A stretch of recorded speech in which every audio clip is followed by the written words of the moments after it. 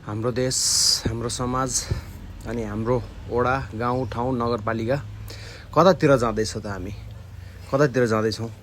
ल हेर्नु है, यो चाहिँ गोकर्णेश्वर नगरपालिका 2 नम्बर हो है, 2 नम्बर वडा गोकर्णेश्वर नगरपालिका। अनि यहाँ चाहिँ बागमती खोलाको किनारमै बसशाला पनि छ र दैनिक नै यहाँ चाहिँ राँगाहरू काट्ने अनि के अरे लिचडहरू रगतहरू सबै खोलामा बगाइदिने र जुन मापदण्ड छ नि, खोलाबाट 20 मिटर अलि पर 50 मिटर पर हुन पनि, तर त्यस्तो मापदण्ड केही पनि छैन। खोलाबाट 10 फिट नजिकै रहेको छ बसशाला चाहिँ है।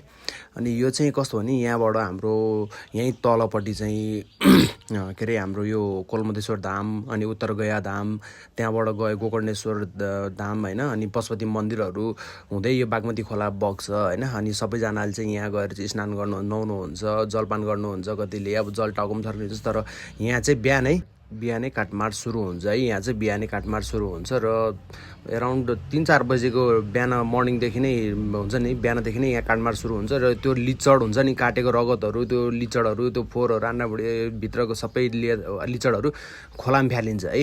अब यो चाहिँ हाम्रो बागमती सभ्यताले के हेरेर बसिरहेछ, गोकर्णेश्वर नगरपालिकाले के हेरेर बसिरहेछ, गोकर्णेश्वर नगरपालिका 2 नम्बर वडाले के हेरेर बसिरहेछ होइन।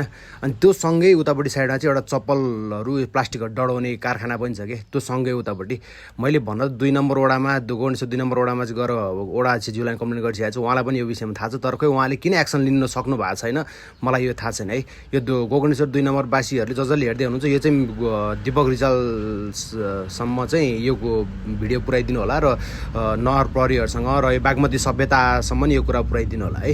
यो चाहिँ अत्याचारै भयो कि, बागमती जुन हुन्छ नि त, अब हाम्रो विश्व सम्पदामा परेको क्षेत्रहरूमा यो बागमती खोला बग्छ अनि नदीहरू त हामीले स्वच्छ राख्नु पर्यो नि त होइन। तर छैन क्या, यो गोकर्णेश्वर नगरपालिकाले एकदमै नेग्लिजेन्स गरेको हो यो होइन। यो विषयमा चाहिँ जुन यो यस्ता बसशालाहरू खोल्न दिएर चाहिँ, अनि यो जुन प्लास्टिक डढाउने साइडमा यो बसशालासँगै प्लास्टिक डढाउने यस्तो कारखानाहरू राख्न दिएर चाहिँ यो चाहिँ हाम्रो प्रत्यक्ष स्वास्थ्यसँग खेलवाड गरिएको हो।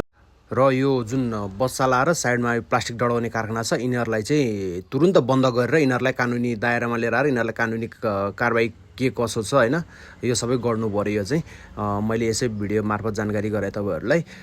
र यस्तो खालीको जुन हुन्छ नि त यो क्रियाकलापहरू चाहिँ हाम्रो समाजमा हुन दिनु हुँदैन है। यो चाहिँ मैले लगभग 1 महिना अगाडितिर चाहिँ हाम्रो यो गोकर्णेश्वर नगरपालिका 2 नम्बर वडा अध्यक्षज्यूलाई जानकारी गराएको थिएँ, तर उहाँले चाहिँ खोइ केही एक्सनै लिनु भएन यो विषयमा चाहिँ। त्यही भएर यो चाहिँ गोकर्णेश्वर नगरपालिका मेयर दीपक रिजालसम्म पुऱ्याइदिनु होला यो भिडियो चाहिँ। धन्यवाद।